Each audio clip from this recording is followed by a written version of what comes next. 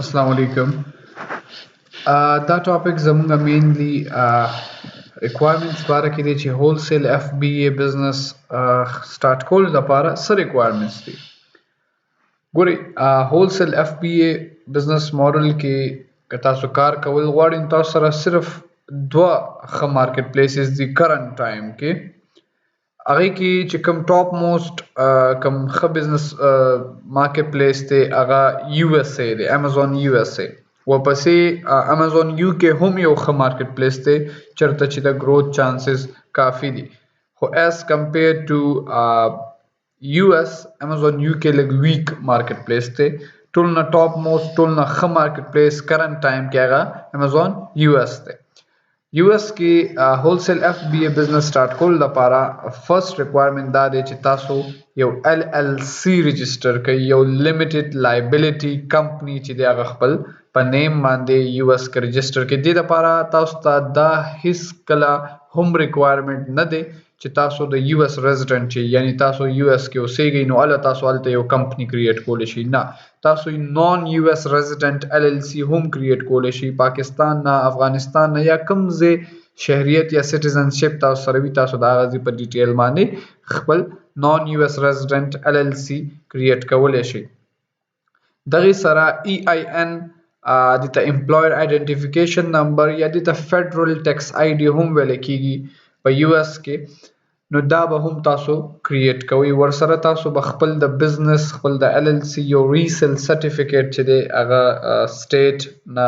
راخلی او هغه به فارم کوئ جوړوئ به دغه شان به تاسو USA کې یو بزنس بینک اکاونټ به کریټ کوئ دې کې بیا مینلی مونږه چې کوم نان US ریزیډنټس دي مطلب د US سټیزنز چې نه وي بهر نه چې مونږه کوم بینک اکاونټس جوړو نو هغه پیونیر او ټرانسفر وایز دغه بزنس بینک اکاونټس وي دغه شان به تاسو خپل د بزنس په بهاف باندې خپل د LLC لیمیټډ لایبیلټي کمپنی په بهاف باندې د هغې په ډیټیلز باندې به تاسو یو امازون بزنس پروفیشنل سیلر اکاونټ چې دی دا به کریټ کوئ دغه شان امازون UK لپاره تاسو ته د هغه ځای د UK لیمیټډ کمپنی چې د هغه ریکوایرډ ده او د امازون دغه شان UK کې یو بزنس بینک اکاونټ تاسو که د UK ریزیډنټ یا د UK نېشنل نه یې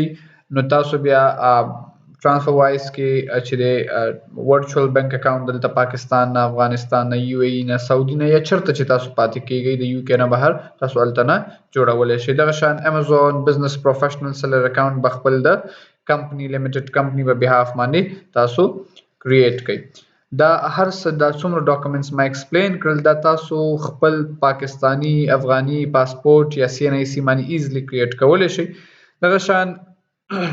دې کې نارملی مونږ دا تاسو کولی شئ که خپله جوړوئ هم ټیک دا خو بیټر دا ده چې یو ایجنټ باندې تاسو چې دی دا هر څه کریټ کړئ د دې خپل ایکسپرټس وي هغې دا هر څه کریټ کوي نو هغې کې دا وي چې هغه تاسو نه ستاسو پاسپورت یا CNIC سکین کاپي واخلي PDF فارم کې ورته تاسو ته دا هر څه کریټ کی نو که تاسو سموثلی دا هر څه غواړئ نو دی په ایکسپرټ باندې چې دی تاسو دا هر څه کریټ کولی شئ دا چې کوم ټوټل ډاکومنټیشن دی د دې ټایم ویری کوي تقریبا میاشت یو 1 منت نه واخله 40 یا 45 ډیز کې دا هر څه ډاکومنټیشن چې دی کمپلیټ کیږي تھینک یو